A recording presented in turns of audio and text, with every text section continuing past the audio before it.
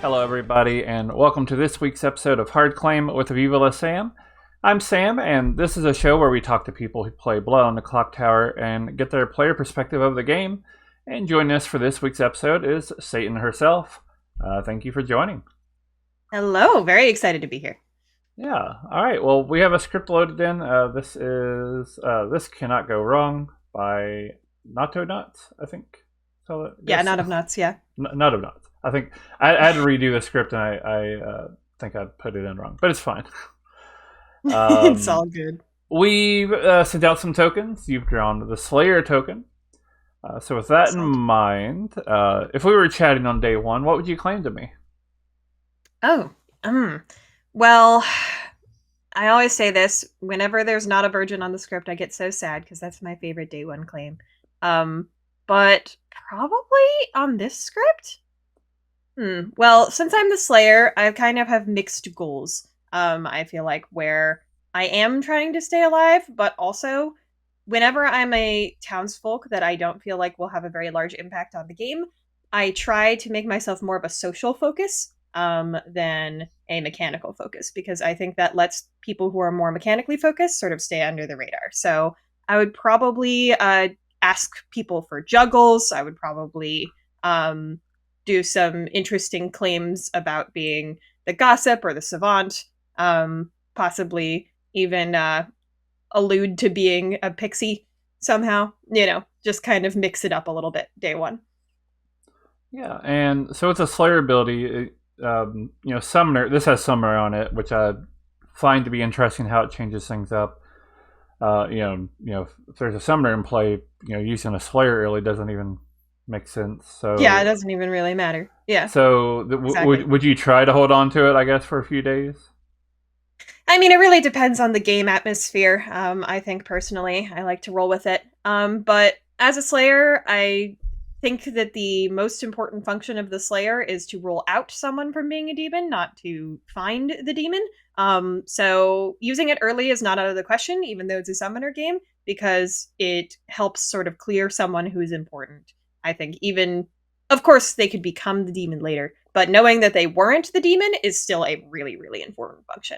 So I probably would end up slaying day two, day three most games as a Slayer if I survive that long. Yeah, makes sense. If there is a summoner, would you hope that you are chosen to be a demon? Oh my goodness.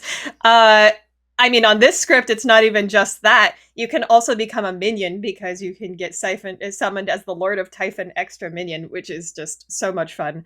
Um, Yeah, yeah. yeah, definitely. I think the summoner is what really makes this script special, in my opinion. And especially the summoner Lord of Typhon interaction. I've had games where the summoner has summoned late enough because it was a small enough game where the finals were affected by having minions just pop out of the blue um, and like know they're demon. Like I was a dead character going into finals. I was good. I don't even remember what I was, and then I woke up. I was the poisoner, and I was like, oh.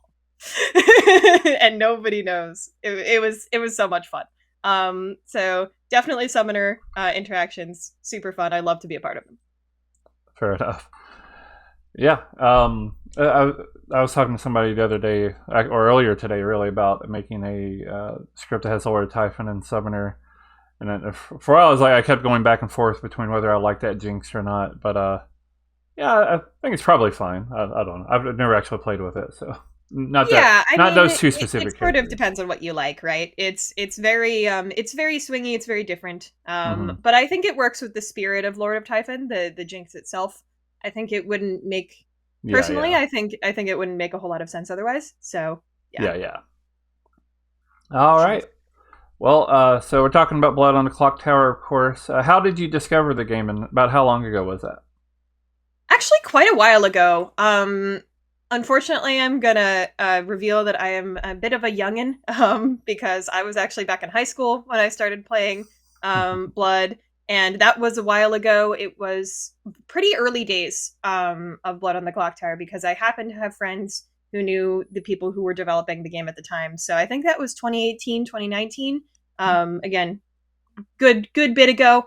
And we just got obsessed for a Mhm. good while. It was every after school, everything, every hangout was let's crack open the blood, the blood scripts. But unfortunately, then I went off to college, and nobody in college wanted to play blood with me, and I was devastated. So luckily, after I graduated, I found a cool group I play in person, and I play with the Grimm group as well online, and a couple other groups. So yeah, back into the swing of things. Yeah. And do you remember what your like first game or several games were like? Oh my goodness, it was like 6 years ago, 7 years ago. I don't remember a thing, unfortunately. I That's do fair, yeah. remember it being quite a lot of fun. I remember when the Atheist dropped, we could not get enough of that as well. We just played that. We just played scripts with Atheist constantly. No Yeah. recourse. What hooked you about the game? That's a really good question. I think for me, I come from a board game family. I come from a social deduction place. Since I honestly can remember, I've been playing board games and really engaging with that. And therefore, I had years of social deduction games under my belt.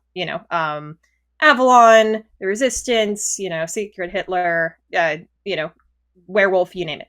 And I thought that those were fun, and I liked being able to play socially.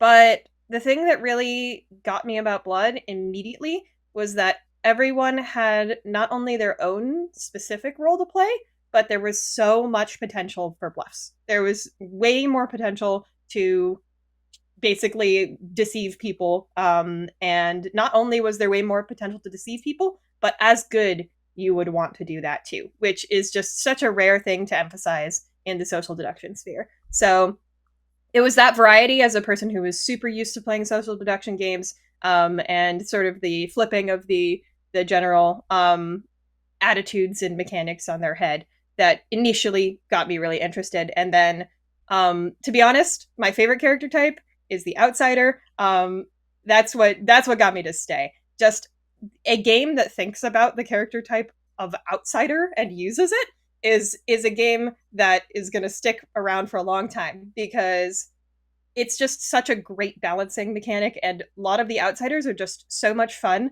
not even just to be, but just to have in the mix, that they just keep the game alive for me.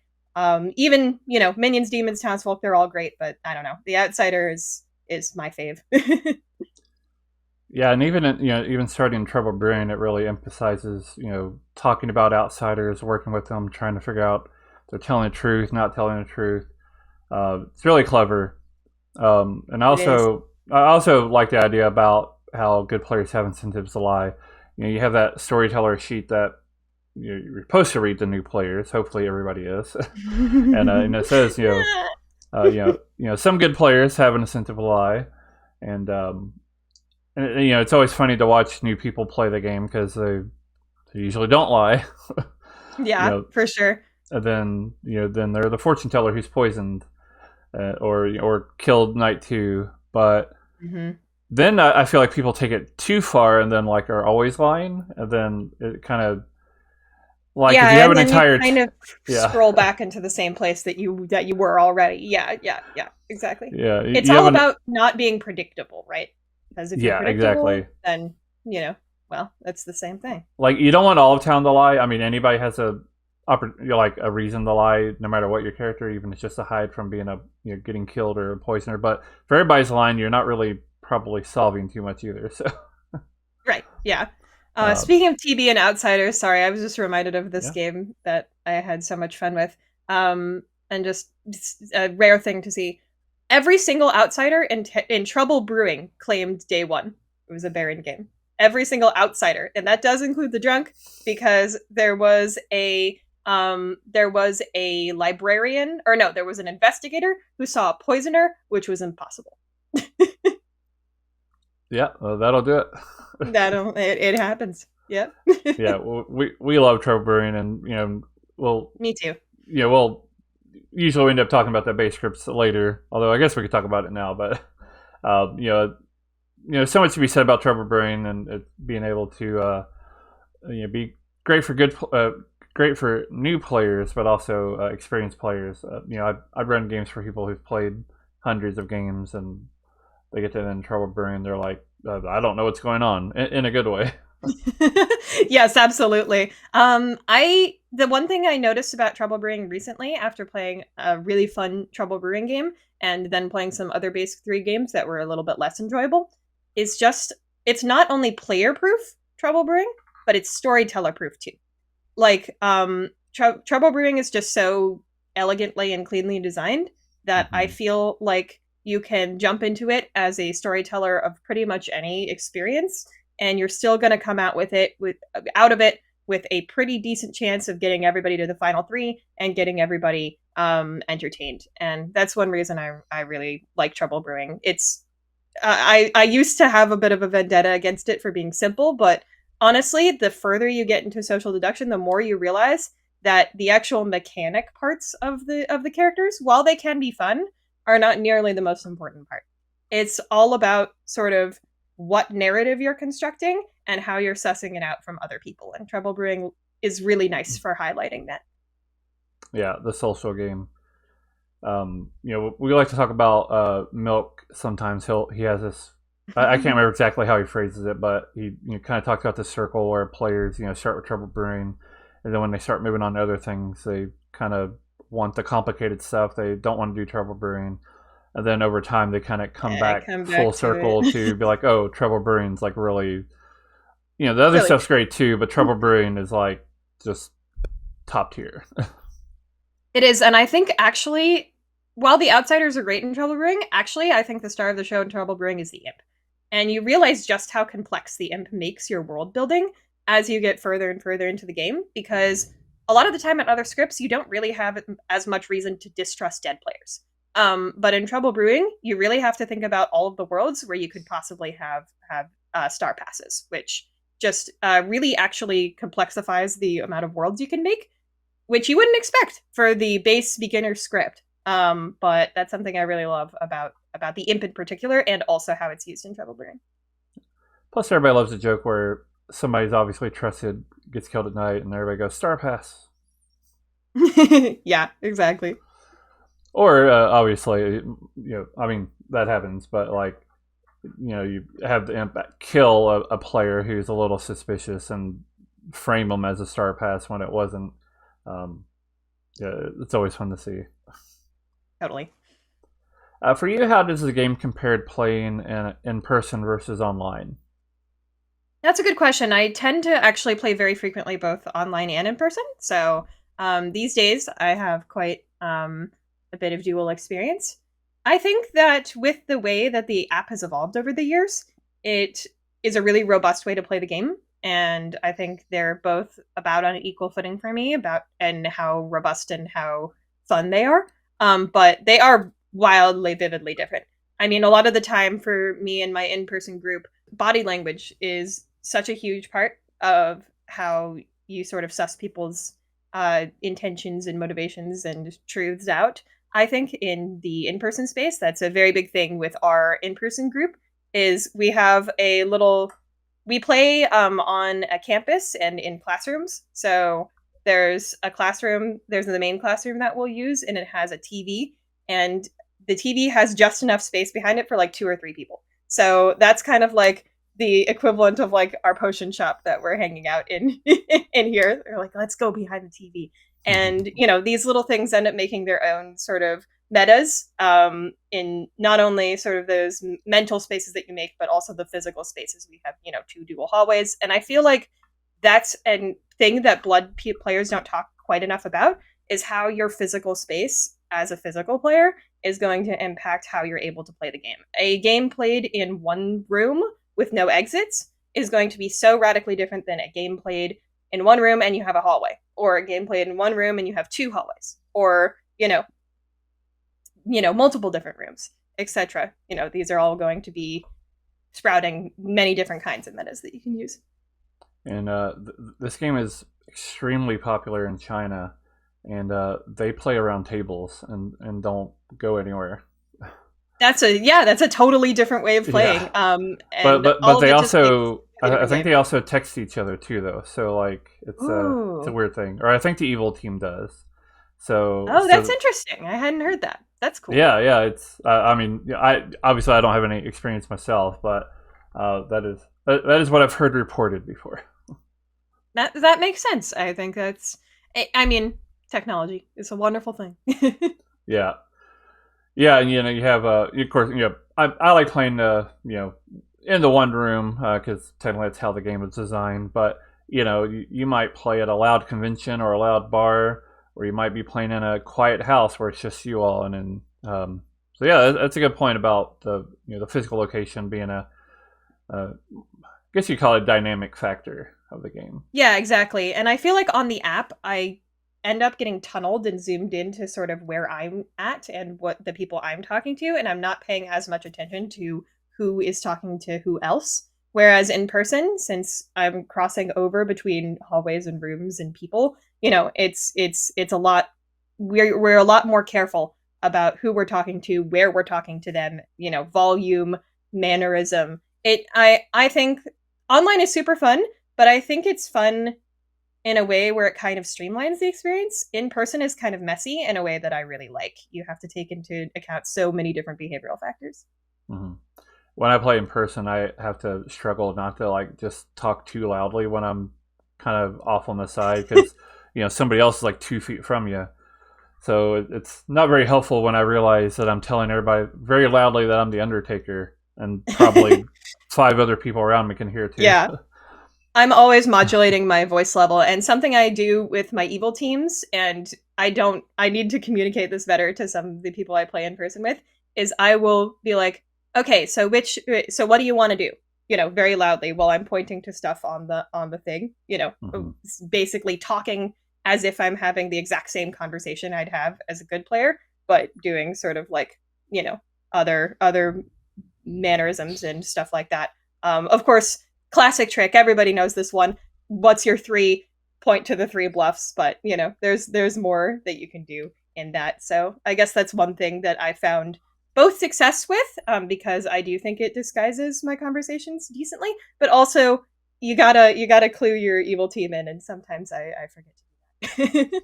Yeah, I think there's something to be said for evils being able to. I mean, you want to coordinate it when you can, but sometimes the minions, at least for a while, have to kind of like fly on their own. And I still yeah, I still exactly. think back to when TPI plays in person. They have some old videos from the Kickstarter days, but also they had one a couple years ago after the game released that was in person.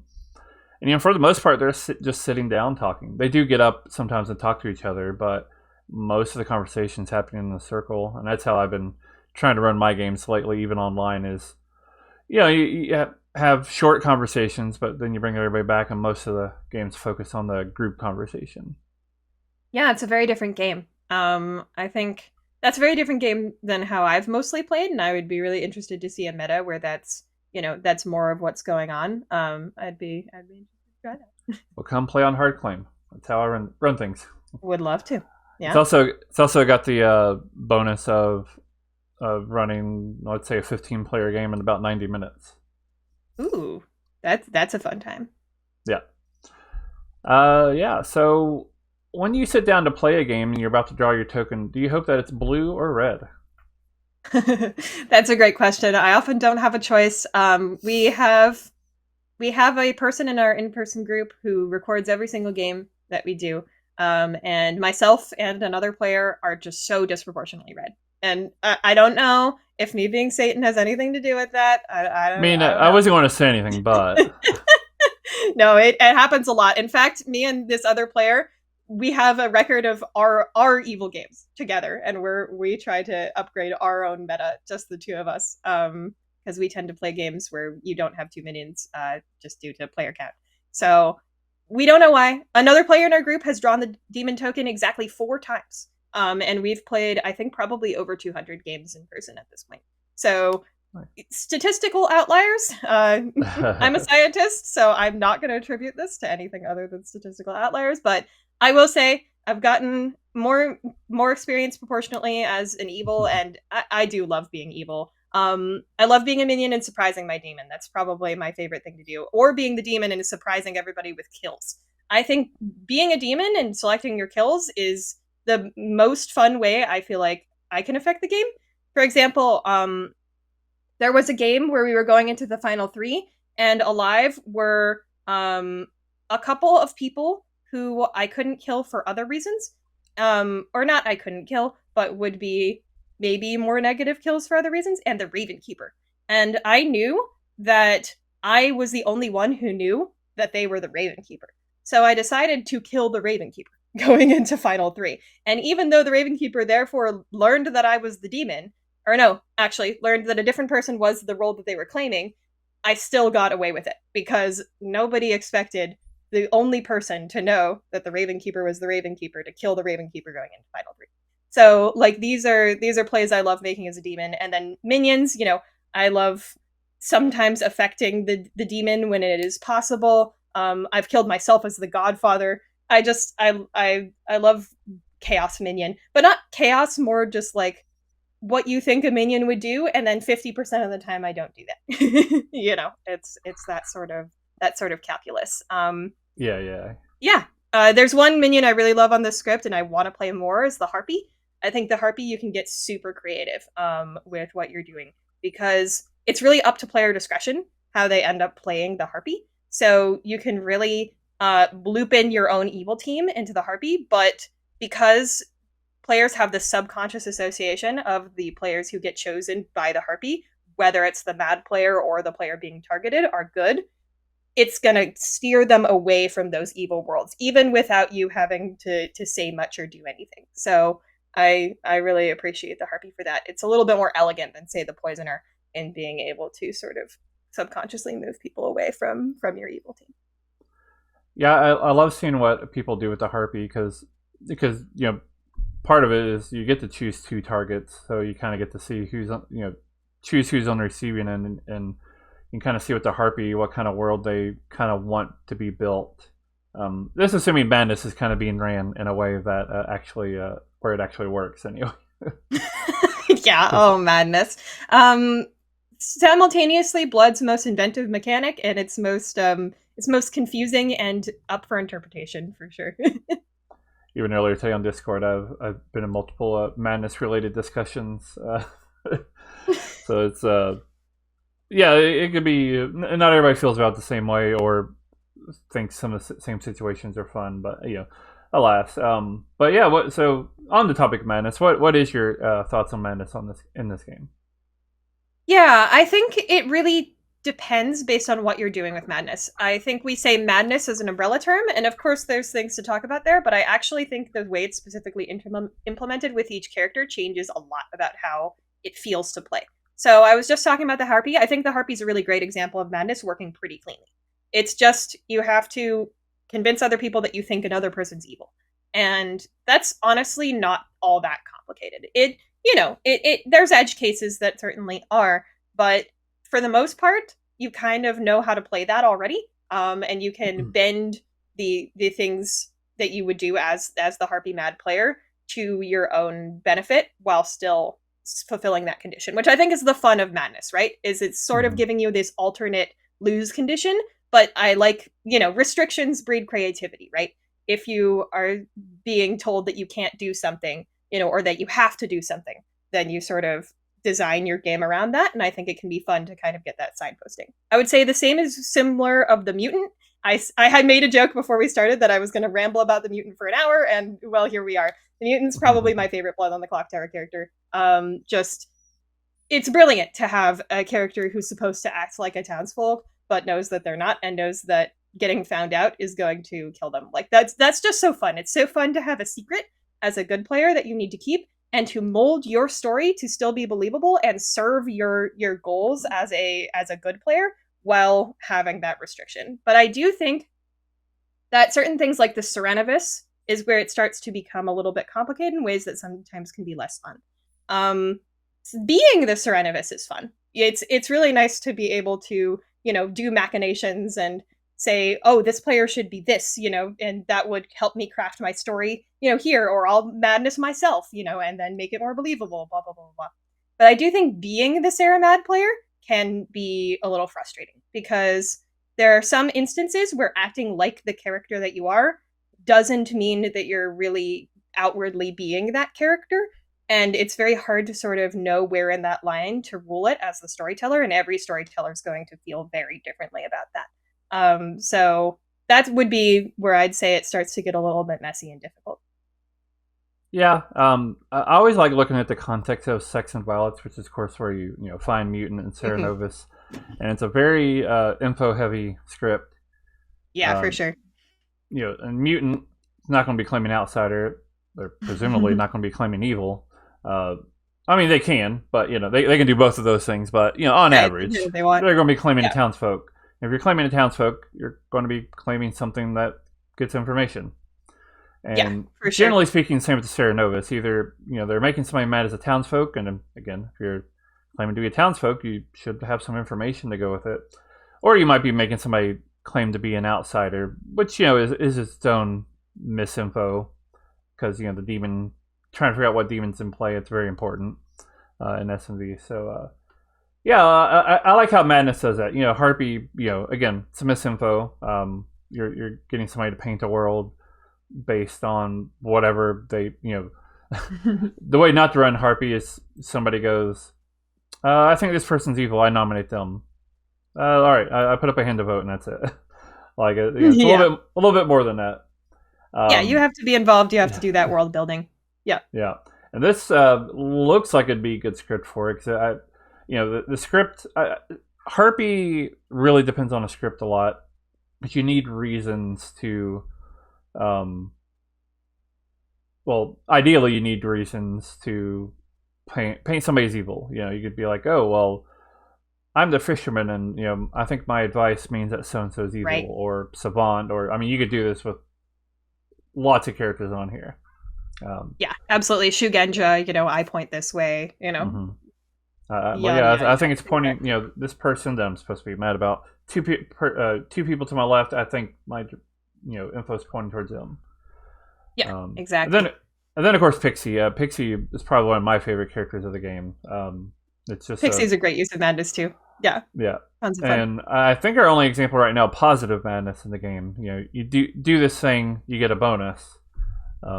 Really great. I think so far, unless you make an Ami ability with that, but yeah. Which I could say for anything ever. True. Amnesiac, Atheist, they're kind of like your catch-all. Oh, and anything could happen. Yeah, whatever. It's the can you, yes, should you, the classic. Do you have characters that you prefer to avoid playing as? That's a good question. I tend to try not to look at blood that way, because I think if I have favorites for sure, but if I have least favorites, I feel like that's gonna sort of make me negative about certain scripts, and and also about just going into the game as a whole. So I don't think I tend to look at characters themselves as characters I don't want to play as. Sometimes scripts in general might have issues that I'll want to avoid. But yeah, characters themselves, not so much. I would say maybe certain characters that make the game artificially end sooner. Like, I'm not sure I would love being the Riot, although I don't think I've even never been the Riot. That would be, I'm not sure that would be my favorite. And honestly, I guess I just don't like anything that doesn't give me a ton of potential to do interesting plays. And every character can end up like that, but most of the characters that end up like that are townsfolk. So I would say that, I mean, I'm probably very similar to lots of other people in this respect, but I would probably rather be an outsider, minion, or demon most of the time when I draw my character token. Not all the time, but most of the time. That's probably what I'm hoping for, because then I can have more fun. Frankly. That makes sense.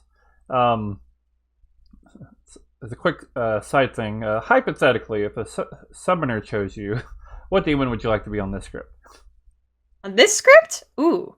There's only two demons. Quick side note about this script. I'm friends with the person who made this one, so I kind of know their internal thoughts a little bit. We're not quite sure if this is the final version of This Cannot Go Wrong, especially in particular, you brought up the demons. The Vortox is somewhat in question at this point. We're not completely sure if it's going to stay. It's there for permanent misinfo and as another option to the Lord of Typhon or Summoner options, which is good, and I think there should be a second demon on this script, but we're just not sure if the Vortox in particular is the one that's going to stick around, or if a different one's going to come in and replace it. It's not as integral to the identity of the script as the Lord of Typhon is. The Lord of Typhon is absolutely central to how this script operates, and I think the Lord of Typhon's a lot of fun. It's another thing where restrictions breed creativity. You know that you have to play around that you're sitting all together. And, you know, even if there wasn't an extra minion to help you out, I think that's a fun puzzle and a fun challenge on both sides, right? Both if you're good, trying to figure out if the Lord of Typhon's in play, and both if you're evil, trying to sort of make these worlds that push your teams apart, I think is actually tons of fun. So I would say Lord of Typhon's probably my pick. Also, then you get to make a new minion as the summoner, which is also so much fun. I had a game in this script where we were going into the final 3, and it was such a small game that the summoner was summoning going into the final 3, and I became a dead poisoner in the final 3. And I was like, now I know who I knew who the summoner probably was, so now I know who my demon is, and I can leverage the votes as a dead person to try to help out. So, that's a pretty niche scenario, but I think Lord of Typhon Summoner can do some funky stuff like that. It's good fun. Well, let's just say that, hey, now you're the Lord of Typhon, now you're evil. Woo! Yay! It doesn't quite work because of the Jinx, but it's fine. It's all make-believe anyway, so. Whatever. Exactly. Well, I'm thrilled because I like to do night kills. It's so much fun to do night kills, and I think, part of it is your lack of complete information in a game like this. Like, there's no widow, there's no spy, so you really do have to sort of gamble sometimes and say, I know there's a monk in play. I'm very scared of the monk. Who is most likely to be the monk if I don't already know, and sort of leveraging who do I kill so that I'm obscuring my Lord of Typhon light, et cetera, et cetera. Good stuff. Yeah. All right, we talked about Trouble Brewing for a bit. How do you feel about like Bad Moon Rising and Sex and Violence?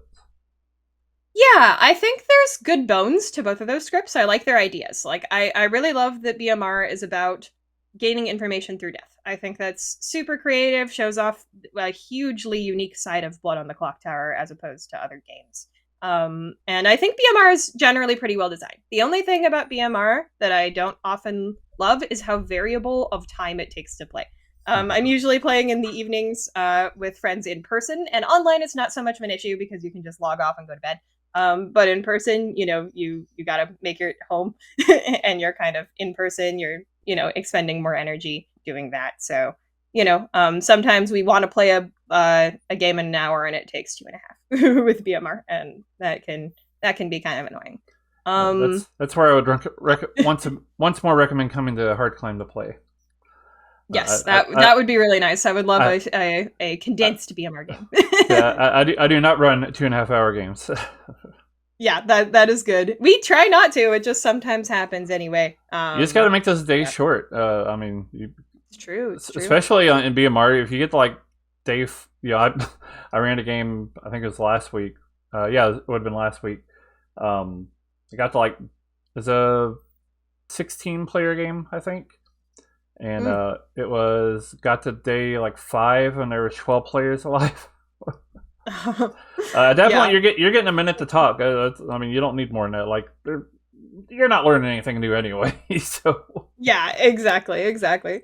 No, yeah, it does do that. It's sometimes harder in person to rein people in, though, like physically, because they're doing their own thing. They're going to the bathroom, etc. Well, that's true, but it is also a good reason to keep people within the same space, so you don't have to call them back from other rooms. So bathrooms, you kind of maybe we'll test BMR. Stay in the room, don't go anywhere. Yeah, I legitimately I do highly recommend it, but that's just how me and how I play and how the game recommends it. But no, that makes sense. And then SNV is so fascinating. It is, I think, probably the base script with the most mechanical potential in terms of the different things that can happen and the different things you can learn and be. Um, but I think that can be tricky, especially for newer players, but even for really experienced players too. It kind of starts to become like, you know, it starts to become a script where you have to put a lot of energy cost to go in, and it's also a script you've seen before. I feel like that's kind of what I see in my in-person group. Is like it's not much about the script itself. It's more just like a lot of things on SNV. You really have to think hard, about what you're doing, and that's a great thing. I think that works very well in SNV's favor, but it also can be sort of like it can be a little exhausting on the long term. So I like that there's different scripts. That's the beauty of Blood. You can always mix it up, because then you can come back to SNV later when you're ready. Also, Evil Twin. Sorry, Evil Twins. No bueno. So that is unfortunate. Yeah, SMV is really designed to be just an overload of information, which is also why it tends to play pretty differently from online to in person, because online usually people are taking notes. You kind of have like a relatively perfect recall of information in person. Some people take notes in person, but generally speaking, I take notes in person. Most of my people do in person, so it ends up varying. But sometimes I'll not write down juggles quite correctly, and then that'll be a problem. Yeah, I ran a game on stream once, and I was the town crier, I think. And I was like writing down who nominated, and like I went back the next day and was looking at it, and I don't know how I figured it out, but I had who nominated wrong. There was like 3 nominations, and I wrote it down wrong, and like I don't know what you do. That's the thing with Town Crier and Flower Girl. Yeah. So that's SMV in a nutshell. Generally, like in some groups, again, do take notes, but generally speaking, in person, people aren't taking notes, and it really like changes the game to some extent anyway. And for sure. It's really interesting how BMR and SMV are like.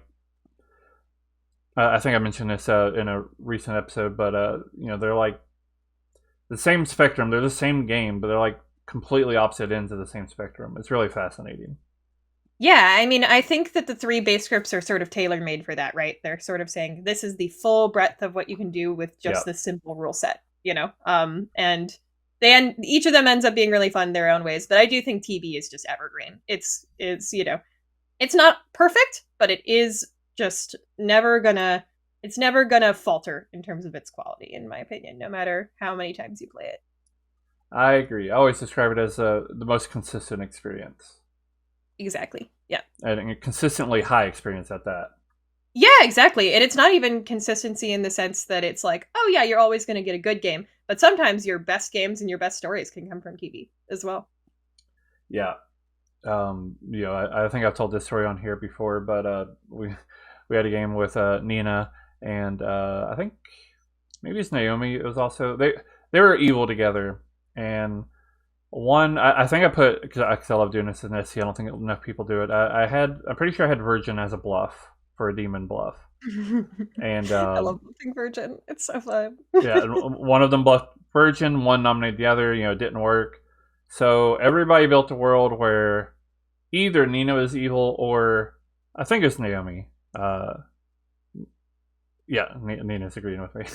No, it was one of the few rare times where I did the Grim reveal, and people were, generally people by the end of the game have a pretty good idea of what's what. What's going on? Maybe they don't know exactly who's what. It's the first time in a long time that my town was genuinely shocked that both of them were evil. They were like, "What?"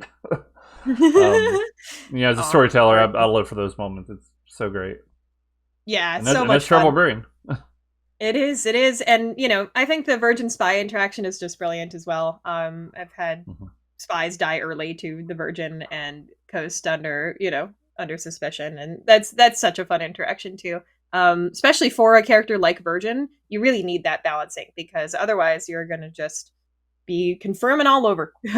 So it's really nice to have that in that, and also it be on the spy in particular because the spy can both engineer this with information that they already know, but they're also just a really powerful minion. So if you're having that confirmation, then you can really leverage it well. I think it works. One of the fascinating things about Virgin 2 is that it definitely is a very powerful character, probably one of the more powerful characters in the game for sure. Confirmation is probably the best thing you can have in this game, but it's still not enough to solve the game for good. No, definitely not.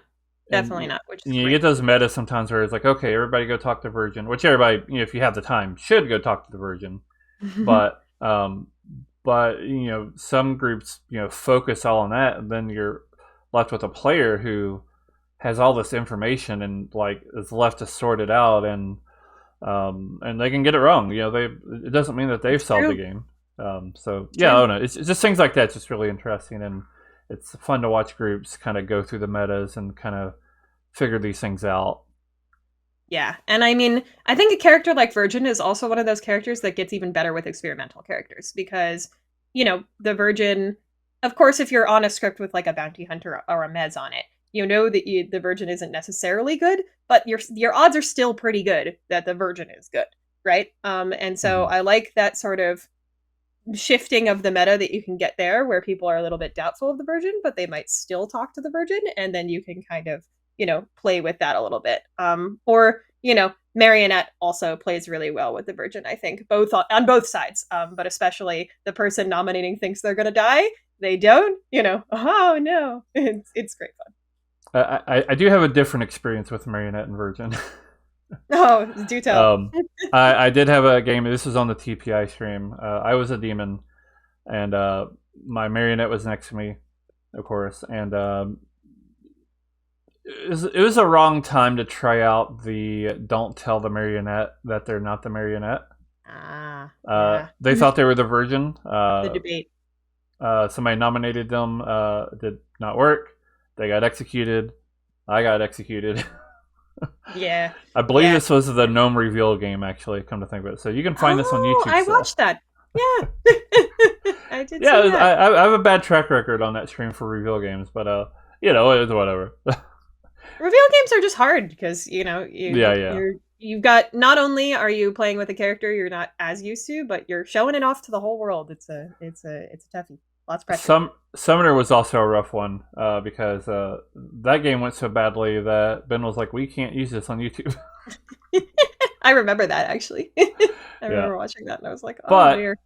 But I kind of got it back in that myself and Taylor wrote a script that had Summoner on it, and that ended up being used because they kept running that reveal script for Summoner over and over, and it was not producing games that they wanted to put on YouTube.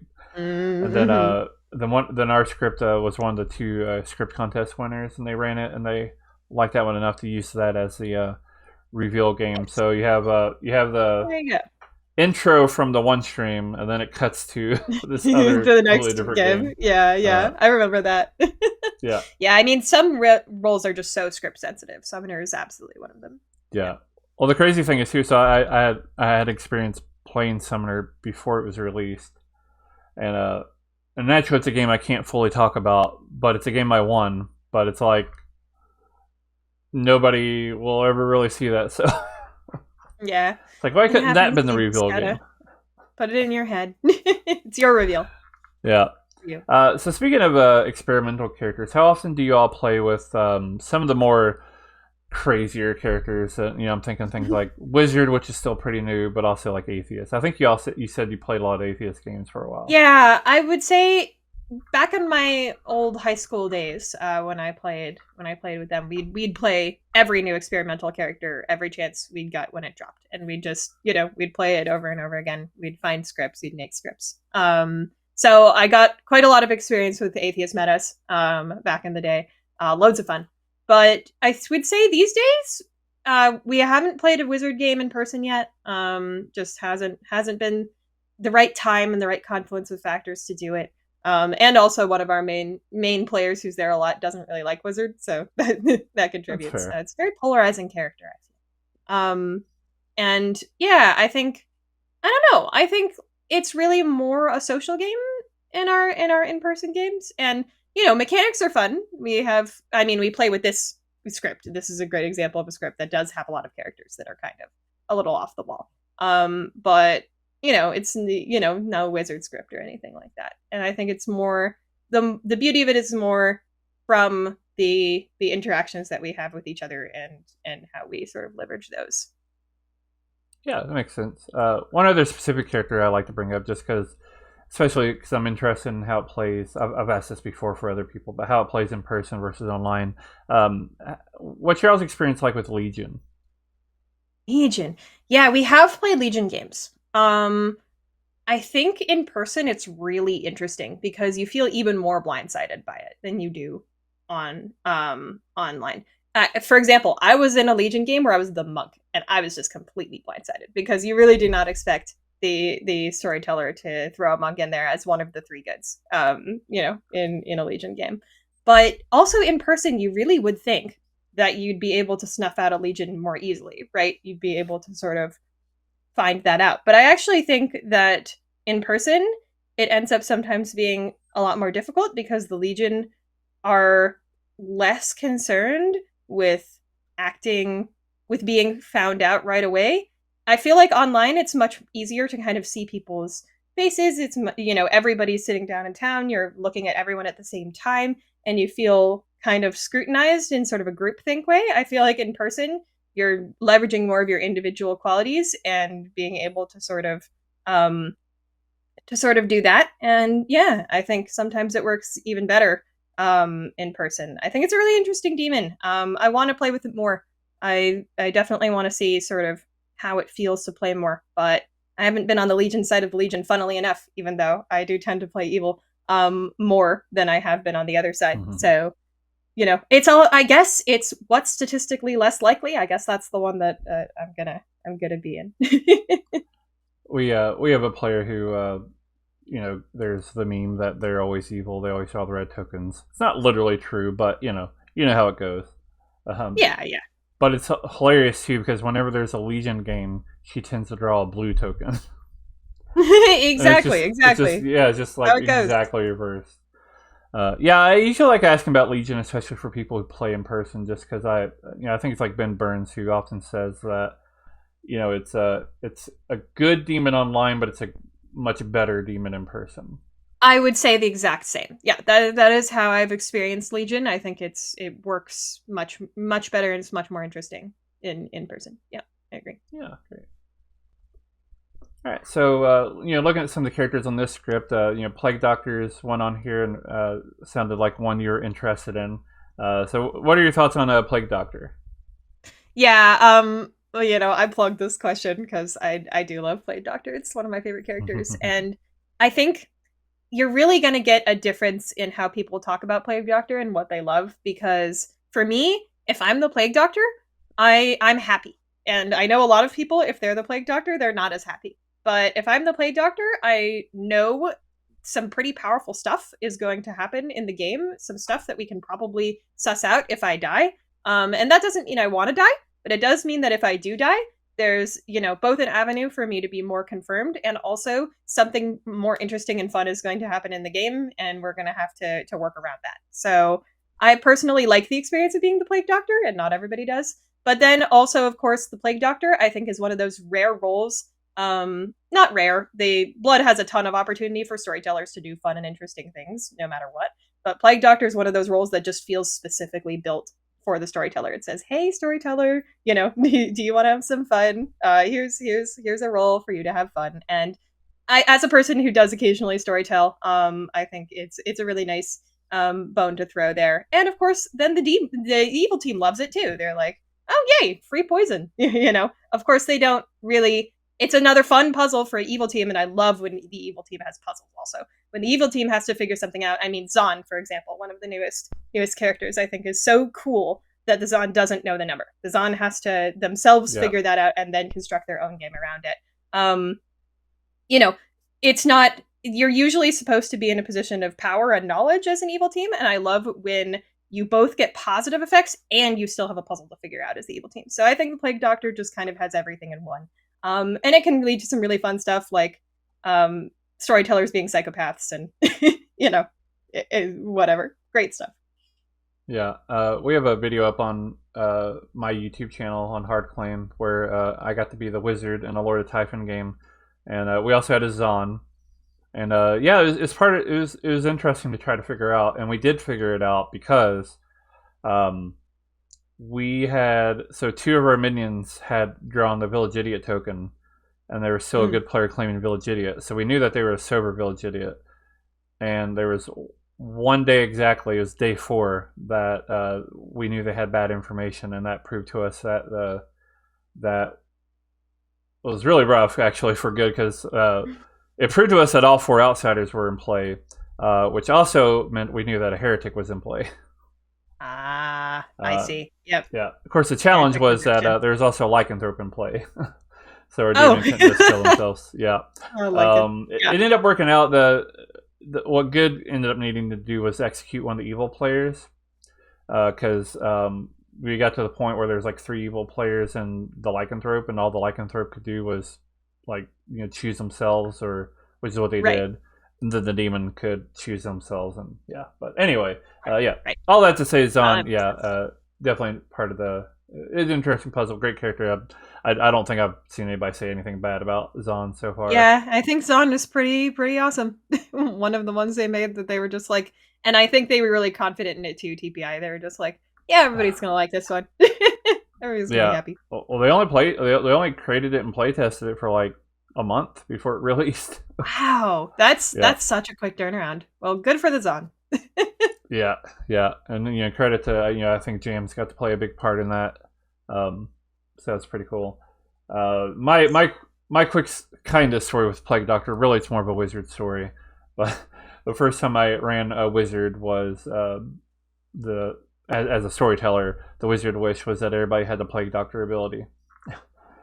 So Oh, that's a great wizard wish. yeah. That's so So by the end of the game, I had 7 Serenovus abilities active that I was trying to keep track of, on top of an actual Serenovus. Oh no. Yeah, that's wild and fun. But it is the strength of the wizard. I do feel like the wizard does have the strength where it encourages so much creativity that you're going to Mm. get these one-off interesting things and then people are going to go, "Okay, we're done with that." Right? I do think the wizard Yeah. kind of self-balances a little bit that way. Yeah, like that one, I didn't need to give a hint. It was pretty obvious that more and more people were getting mad. Yeah. Although I take that back, I think I was dropping pretty heavy hints. I was at the start of each day. I was talking about like The Stand, Stephen King's The Stand, and then the Mm. next day I was talking about how they announced a new sequel to 28 Days Later, and so on and so forth. So Yeah, yeah. I like that. um, That's and it cute. is also kind of self balancing because I could just I controlled the madness, so I could make people mad as whatever I wanted. So I could dial it one way or the other. Um, Honestly, ultimately, it wasn't super helpful for Evil, and Evil ended up losing. But it was still And it interesting does and happen fun. with wizard wishes. I feel like sometimes you just get it over your head, and oh well. Yeah, it's Yeah. one of the flavor of Wizard Wishes too. Is like, oh, I wish everybody had this ability. Um, I ran Alchemist Wizard where they wish everybody had the Village Idiot ability. Well, there uh, you go. and then That's that fun. also was self balancing because I just made some of them drunk. So now you Right. just have I don't know however many people didn't get probably like 12 or 14 people in the game just all throwing out, oh, I got so good and evil, and it's so much that it just like didn't mean anything. It ends up being social reads at the end of the day, Yeah, as yeah. good as basically. It's Yeah. just a distraction at that point. Yeah. So, but it was More or fun. less. Yeah. No, that is fun. That reminded me, quick anecdote of a game that we played just this week, actually, on the Grim Group, where we had a player that was the bounty hunter who was made mad that they were the bounty hunter. A Classic. lot. They were Sarah locked, and then I was the demon who got the boffin ability, or who got philosopher, and then I turned into the bounty hunter. And then I communicated with the Sarah who said, I'm making this person Sarah locked as a bounty hunter. That's why their information is all wrong. And I was like, well, maybe, well, if there is an actual bounty hunter, their information is wrong too. So that's pretty cool. We may as well let them run wild. And then the person was like, I'm the actual bounty hunter, but my information is so weird. It was like, in a private chat with me, and it was like, oh my goodness. A few weeks ago, I ran a script from Milk that he put together to try to. he really doesn't like the bounty hunter character, and I kind of don't either. But he was trying to make it work, and it's almost like a joke script that he's kind of actually built up to actually be something that's pretty good.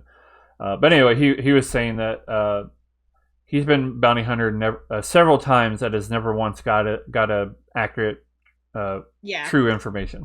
That is the problem with bounty hunter. It is like that. I think the best feature of the bounty hunter, and I think everybody agrees with this, is that it makes another evil. That is the best. For me, bounty hunter, it either does that or it does get true information, and it's just really hard for evil to deal with. To do anything with. Yeah, I mean, it's the same problem as the Clockmaker, probably my least favorite blood character, period. Sometimes you just, what can you do as an evil team? And that's probably the worst feeling as an evil team is, well, what can I do? You're supposed to feel like you have lots of options as the evil team, so when you get really boxed in, it hurts. Shout out to Emma, who's constantly pushing for a jinx where Clockmaker just has a hard jinx with every single other character in the game. That would be cool. Yeah, I just tend to not put it on scripts or put it in the bag if I. It doesn't work in customs very well at all, and it works in SMV, but like barely. It works, but exactly, it really needs the entire script around it to really make it functional. Yeah. All right, one final question here. So again, looking at the script we have loaded up, looking at these characters, what character would you like to be in real life? In real life? Oh, well, yeah. I mean, unfortunately, the imp's not on the script. If the imp was on the script, I would obviously say the imp. But there's another character with horns, though. That's true. Yeah, I like a Lord of Typhon, for sure. But let's see. I mean, I think the gossip's kind of awesome. If you're right, then you get to like permanently affect the world. I don't know if the gossip worked anything like the Death Note. I in real life, that would be what I'd pick probably. That's what I'd say. Yeah. All right. That sounds good. Before we go, is there anything you'd like to plug? Yeah.